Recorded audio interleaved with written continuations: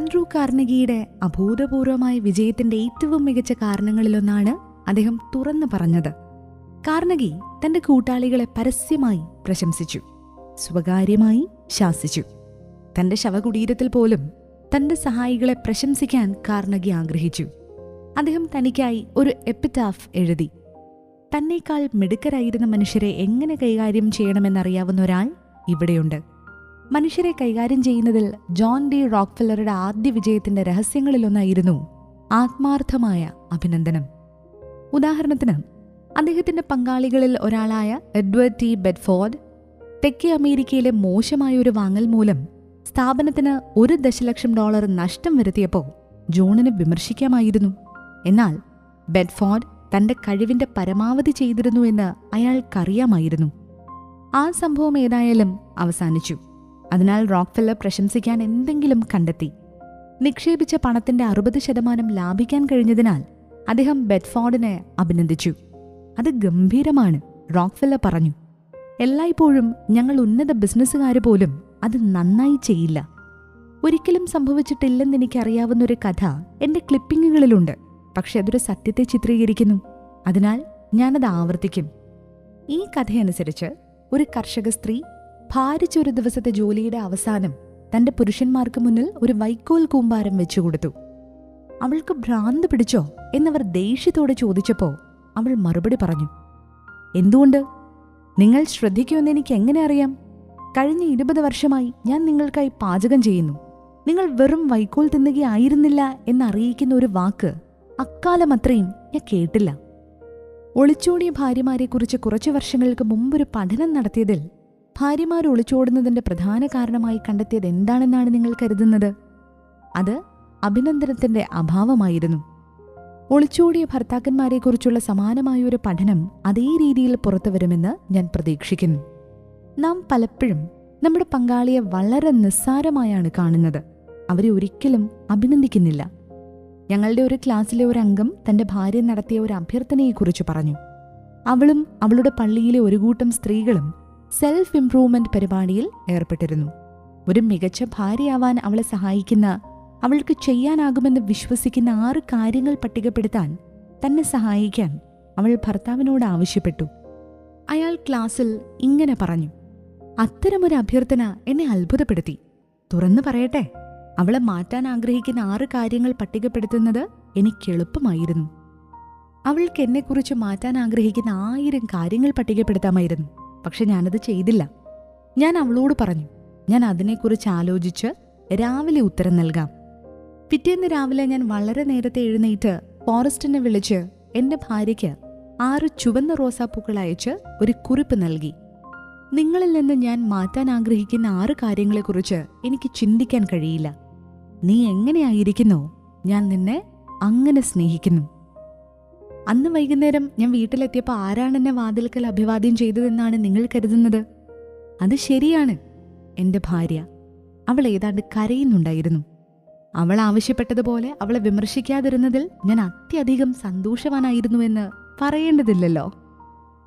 അടുത്ത ഞായറാഴ്ച പള്ളിയിൽ അവളുടെ അസൈൻമെന്റിന്റെ ഫലങ്ങൾ റിപ്പോർട്ട് ചെയ്തതിനു ശേഷം അവളുടെ കൂടെ പഠിക്കുന്ന നിരവധി സ്ത്രീകൾ എന്റെ അടുത്ത് വന്ന് പറഞ്ഞു, ഞാൻ ഇതുവരെ കേട്ടിട്ടുള്ളതിൽ വെച്ച് ഏറ്റവും മികച്ച കാര്യമായിരുന്നു അത്. അപ്പോഴാണ് അഭിനന്ദനത്തിന്റെ ശക്തി ഞാൻ തിരിച്ചറിഞ്ഞത്. ബ്രോഡ്വേയെ അമ്പരപ്പിച്ച ഏറ്റവും മികച്ച നിർമ്മാതാവ് ഫ്ലോറൻസ് സിംഗ്ഫെൽഡ് അമേരിക്കൻ പെൺകുട്ടിയെ മഹത്വപ്പെടുത്താനുള്ള സൂക്ഷ്മമായ കഴിവിനാൽ പ്രശസ്തി നേടി. കാലാകാലങ്ങളിൽ ആരും 2 തവണ നോക്കാത്ത ചെറിയ ചെറിയ മനുഷ്യരെ അദ്ദേഹം എടുത്ത് സ്റ്റേജിൽ നിഗൂഢതയുടെയും വശീകരണത്തിന്റെയും ഗ്ലാമർ ദർശനങ്ങളാക്കി മാറ്റി. അഭിനന്ദനത്തിന്റെയും ആത്മവിശ്വാസത്തിന്റെയും മൂല്യമറിയാമായിരുന്ന അദ്ദേഹം തന്റെ ധീരതയുടെയും പരിഗണനയുടെയും ശക്തിയാൽ സ്ത്രീകളെ സുന്ദരികളാക്കി. അദ്ദേഹം പ്രായോഗികനായിരുന്നു. അദ്ദേഹം കോറസ് പെൺകുട്ടികളുടെ ശമ്പളം ആഴ്ചയിൽ $30 നിന്ന് $775 ഉയർത്തി. അദ്ദേഹം ധീരനായിരുന്നു. ഫോളസിലെ ഉദ്ഘാടന രാത്രിയിൽ അഭിനേതാക്കൾക്ക് അദ്ദേഹം ടെലഗ്രാം അയച്ചു. കൂടാതെ ഷോയിലെ എല്ലാ കോറസ് പെൺകുട്ടികളെയും അമേരിക്കൻ ബ്യൂട്ടി റോസാപ്പൂക്കൾ കൊണ്ട് മൂടി. ഒരിക്കൽ ഞാൻ നോമ്പിന്റെ ഭ്രമത്തിന് വഴങ്ങി 6 ദിനരാത്രങ്ങൾ ഭക്ഷണം കഴിക്കാതെ കഴിഞ്ഞു. അത് ബുദ്ധിമുട്ടുള്ളതായിരുന്നില്ല. 6-ാം ദിവസത്തിന്റെ അവസാനത്തിൽ എനിക്ക് 2-ാമത്തെ ദിവസത്തിന്റെ അവസാനത്തേക്കാൾ വിശപ്പ് കുറവായിരുന്നു.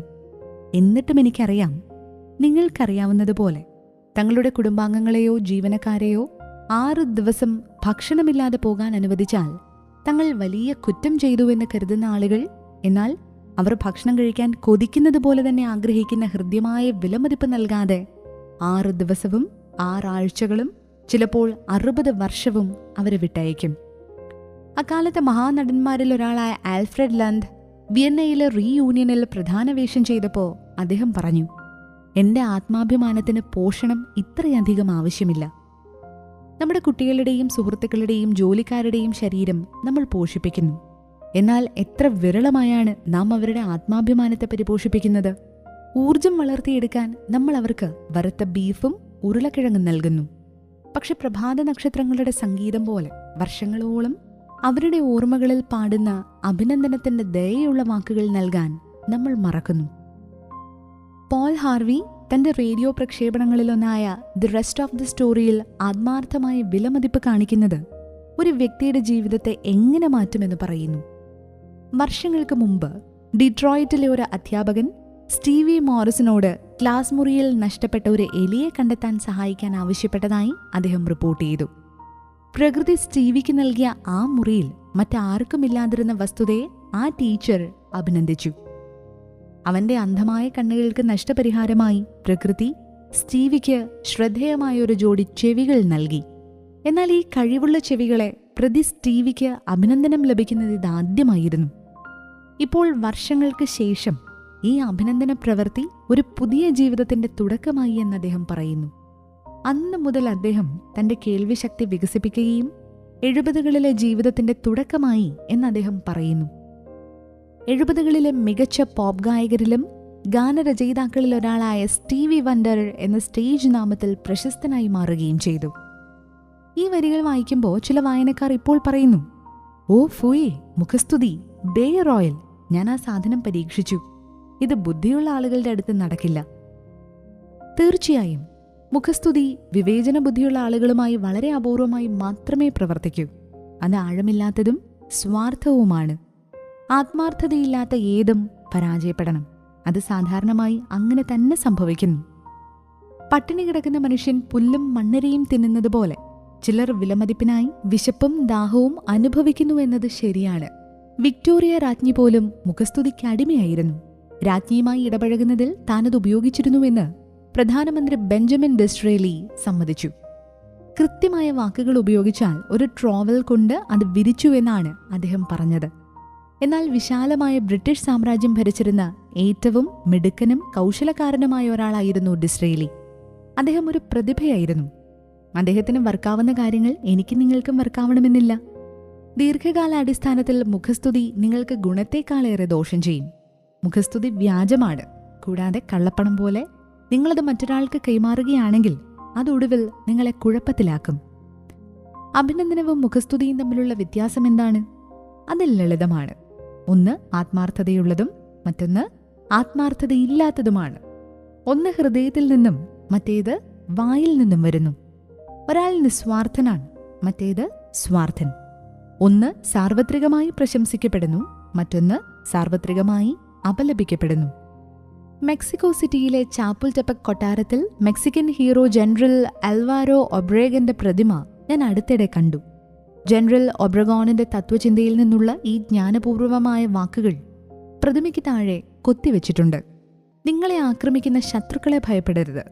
നിങ്ങളോട് മുഖസ്തുതി പറയുന്ന സുഹൃത്തുക്കളെ ഭയപ്പെടുക.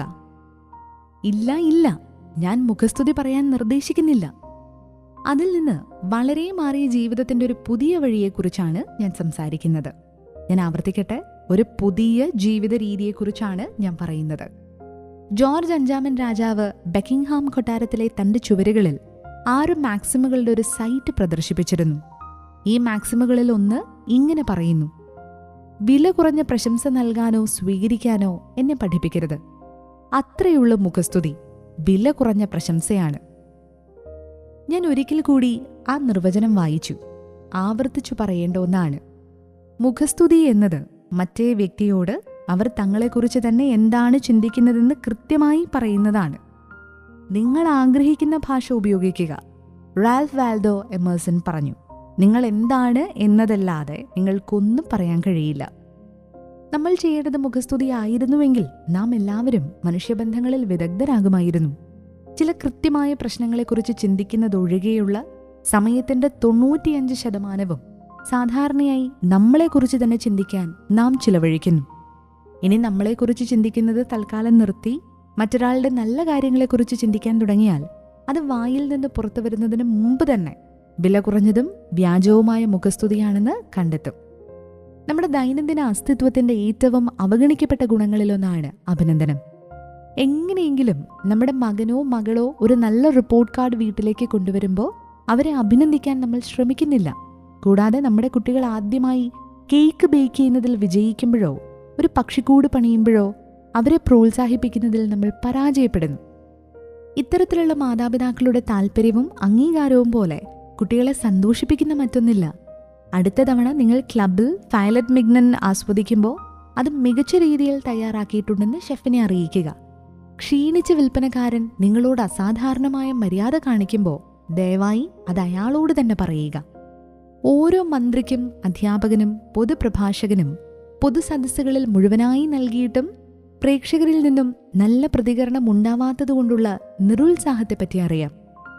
പ്രൊഫഷണലുകൾക്ക് ബാധകമായ ഇതേ കാര്യം ഓഫീസുകൾ, ഷോപ്പുകൾ, ഫാക്ടറികൾ എന്നിവിടങ്ങളിലെ തൊഴിലാളികൾക്കും തങ്ങളുടെ കുടുംബങ്ങൾക്കും സുഹൃത്തുക്കൾക്കും ഇരട്ടിയായി ബാധകമാണ്.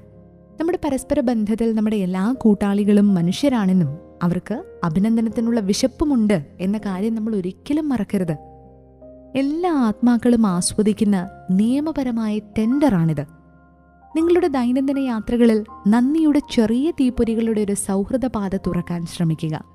നിങ്ങളുടെ അടുത്ത സന്ദർശനത്തിൽ അവരെങ്ങനെ സൗഹൃദത്തിന്റെ ചെറിയ തീജ്വാലകൾ സൃഷ്ടിക്കുന്നു എന്ന് കണ്ട് നിങ്ങൾ ആശ്ചര്യപ്പെടും. കണക്റ്റിക്കട്ടിലെ ന്യൂ ഫെയർഫീൽഡിലെ പമേല ഡൻഹാമിന് തന്റെ ജോലിയുടെ ചുമതലകളിലൊന്നായി വളരെ മോശം ജോലി ചെയ്യുന്ന ഒരു കാവൽക്കാരന്റെ മേൽനോട്ടവും ഉണ്ടായിരുന്നു. മറ്റു ജോലിക്കാർ അവനെ ഇടനാഴികളിൽ വെച്ച് പരിഹസിക്കുകയും അവൻ എന്തൊരു മോശം രീതിയിലാണ് കൈകാര്യം ചെയ്യുന്നതെന്ന് കാണിക്കുകയും ചെയ്യുമായിരുന്നു. ഇത് വളരെ മോശമായിരുന്നു. ഷോപ്പിന്റെ പ്രോഡക്റ്റ് സമയം നഷ്ടപ്പെടുകയായിരുന്നു. വിജയിക്കാത്ത ഈ വ്യക്തിയെ പ്രചോദിപ്പിക്കാൻ പമേല വിവിധ മാർഗങ്ങൾ പരീക്ഷിച്ചു. അവൻ ഇടയ്ക്കിടെ ഒരു നല്ല ജോലി ചെയ്യുന്നത് അവൾ ശ്രദ്ധിച്ചു. മറ്റുള്ളവരുടെ മുന്നിൽ അവനെ പുകഴ്ത്താൻ അവൾ ഈ കാര്യം പറഞ്ഞു. ഓരോ ദിവസവും അവൻ ചുറ്റും ചെയ്ത ജോലി മെച്ചപ്പെട്ടു. താമസിയാതെ അവൻ തന്റെ എല്ലാ ജോലികളും കാര്യക്ഷമമായി ചെയ്യാൻ തുടങ്ങി.